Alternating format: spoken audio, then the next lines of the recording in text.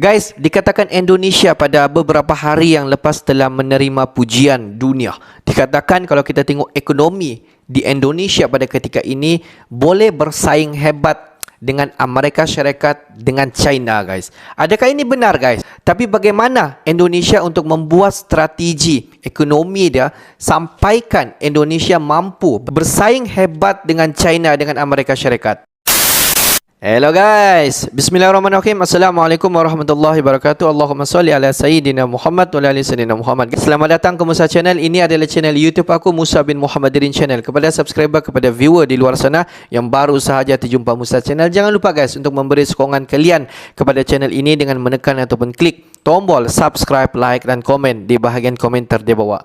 Dan kepada subscriber, kepada viewer-viewer di luar sana yang selama ini telah pun memberi sokongan kepada Musa Channel, aku mengucapkan ribuan terima kasih guys. Kalian memang mantap, gratis guys. Dan aku sentiasa mendoakan agar semua di luar sana agar dipermudahkan segala urusan, dibukakan pintu-pintu rezeki, dihidarkan, dijauhkan daripada segala malapetaka dan juga dihidarkan daripada segala fitnah akhir zaman guys. Amin amin ya rabbal alamin. Guys, seperti biasa hari ini kita akan buat sedikit lagi video reaction di channel Bagi-Bagi. Dan kalau kita tengok judul video yang kita akan react hari ini, di mana dikatakan dunia pada ketika ini memuji Indonesia, di mana ekonominya dikatakan bersaing hebat dengan Amerika Syarikat dan juga China, dan dikatakan bagaimana strateginya untuk mencapai segala usahanya pada ketika ini. Apa-apa pun, jom kita tonton video ini. Seperti biasa di hujung nanti baru kita akan bagi sedikit kita punya respon mengenai video ni guys. Apa-apa pun, jom kita semak dulu video ni. Wow.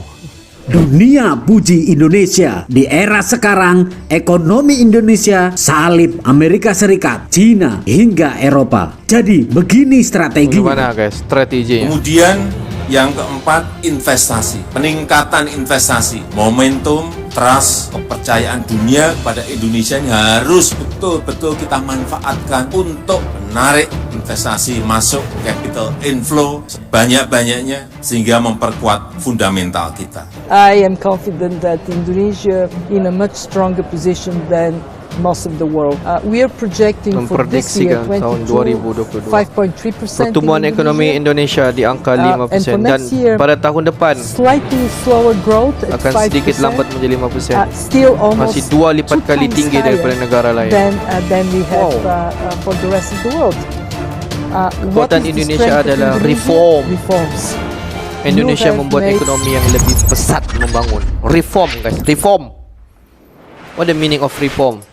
Sahabat Bagi-Bagi, fake sudah tidak terkalahkan oleh negara lain. Apalagi negara adidaya seperti Amerika Serikat, China, dan Uni Eropa. Ekonomi Indonesia melesat hingga salib mereka yang selalu mengganggu Indonesia dalam hal hilirisasi, kecuali China yang membantu Indonesia dalam hal hilirisasi. Dengan adanya proyeksi dari beberapa negara lain, Indonesia benar-benar bisa melonjak ke nomor ekonomi dunia dengan peringkat keempat ataupun 5 yang sudah didamba-dambakan oleh Presiden Indonesia. Nah, yang jadi pertanyaannya adalah, benarkah hal tersebut? Apakah benar Indonesia menempati di urutan ke atas di antara negara adikuasa? Simak video ini sampai habis agar kalian tidak salah paham. Sahabat Bagi-Bagi, prospek ekonomi Indonesia akan tetap bersinar di tengah kegelapan dunia yang dipicu oleh krisis biaya hidup akibat inflasi tinggi, perang Rusia dan Ukraina, dan pengetatan moneter di berbagai negara. Lagi-lagi dan lagi, hal ini dikonfirmasi oleh IMF dalam laporan. Kalau di bahasa Indonesia kan namanya menjadi prospek ekonomi dunia melawan krisis biaya hidup. Indonesia bahkan mampu tumbuh lebih tinggi ketimbang China dan Amerika Serikat. Lah kok bisa? Kan padahal kedua negara tersebut adalah negara adidaya. Mari kita tonton sampai habis lagi. Sahabat Bagi-Bagi, IMF mempertahankan proyeksi ekonomi Indonesia untuk tahun ini sebesar 5,3%.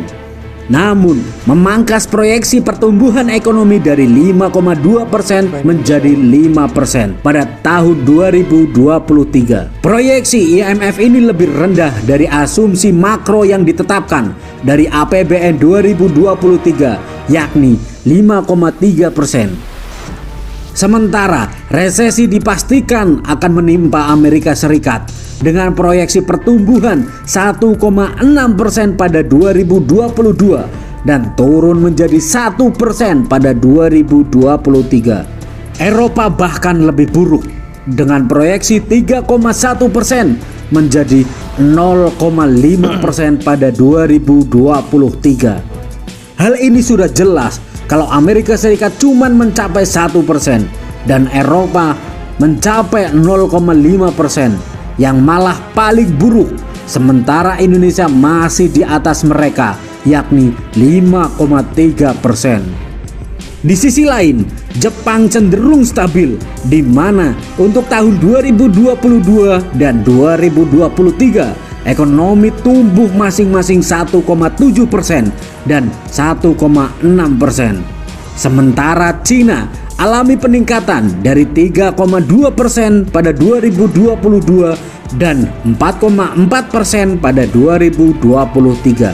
India juga diproyeksikan tumbuh 6,8% dan 6,1%. Brasil 2,8% dan 1%. Serta Meksiko 2,1% dan 1,2%. Memang kalau keseluruhan Indonesia tidak menempati ke nomor pertama, tetapi kalau kita ngomongin soal persoalan konflik dengan negara barat yang terus membegal kita ke negara maju, kita sebenarnya sudah mengalahkan mereka di bidang pertumbuhan ekonomi. Sahabat bagi-bagi, Kepala Misi Indonesia Departemen Asia dan Pasifik IMF Cheng Hon Lim mengungkapkan Indonesia masih bisa tumbuh tinggi berkat konsumsi dan harga beberapa komoditas andalan tanah air yang masih tinggi. Lim meyakini Indonesia tidak akan mengikuti negara lain masuk ke jurang resesi pada 2023. Di sisi lain, Presiden Joko Widodo dalam sebuah acara di Jakarta, JCC, pada Selasa kemarin menjelaskan beberapa kebijakan yang dijalankan untuk mengantisipasi kondisi ke depan.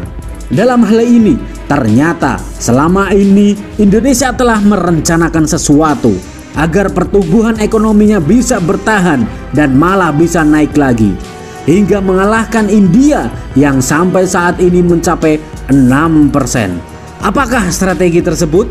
Apa langkah yang harus diambil oleh Indonesia? Sahabat bagi-bagi, langkah pertama adalah sinergi antara kebijakan fiskal dan moneter.